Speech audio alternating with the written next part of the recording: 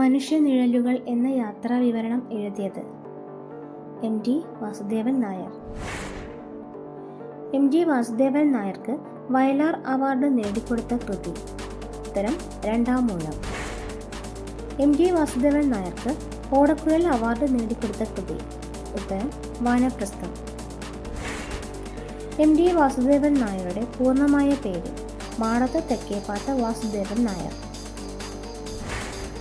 M T Vasudevan നായർക്ക് ജ്ഞാനപീഠ പുരസ്കാരം ലഭിച്ച വർഷം 1995.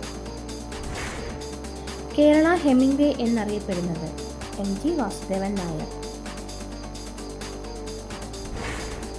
ഏത് ചെറുകഥാ സമാഹാരത്തിനാണ് എം ടി വാസുദേവൻ നായർക്ക് കേരള സാഹിത്യ അക്കാദമി അവാർഡ് ലഭിച്ചത്?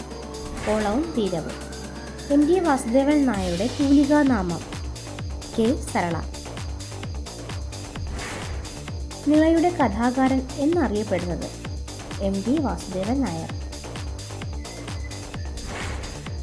എം ടി വാസുദേവൻ നായരുടെ ആദ്യ ചെറുകഥ വളർത്തുമൃഗങ്ങൾ.